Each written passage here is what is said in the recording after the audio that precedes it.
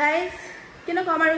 মামাৰ ঘৰলৈ গৈছিলোঁ খালি ভিডিঅ'টো বনোৱাহে নহ'লে মানে কালি ব্লগটোত আপোনালোকে দেখিলে যে ৰাজলক্ষ্যহঁতৰ ঘৰলৈ গৈছিলোঁ তাৰপিছত বাহিৰে মামাৰ ঘৰত সোমালোঁ আৰু মামাৰ ঘৰৰ পৰা আইতাই যিয়ে ক'লে কি দি পঠাইছে চাব নেকি পিছত মই চাগে বিয়াৰ পিছতো মোৰ মায়ে দি পঠিয়াব এনেকৈ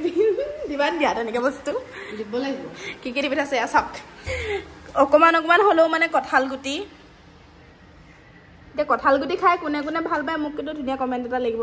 এইখিনি মাটিকাদুৰি অঁ লেহেতি নিশ্চয় হা মাটিকাদুৰি অঁ এইখিনি লেহেতি এইখিনি মাটিকাদুৰি আৰু এইবোৰ হৈছে অমিতা ইয়াক কি মাৰ এইবিলাক ভোল এইটো ভোল ইয়াক কি ঔটেঙা টেঙা মানে সম্পূৰ্ণ এখন ধুনীয়া বজাৰে দি পঠিয়াইছে আৰু আইতাই মোক মানে 20 টকা এটাও দিলে আৰু এয়া মধু হোলেং তো কেনেকুৱা লাগিছে ঘৰৰ পৰা দিয়া উপহাৰ এটা পাই চাওঁ এই মজা কণ্টেশ্বৰী বহুত ভাল লাগিছে আৰু আমাৰ ফালে আজি আমাৰ চুইটি আহিলে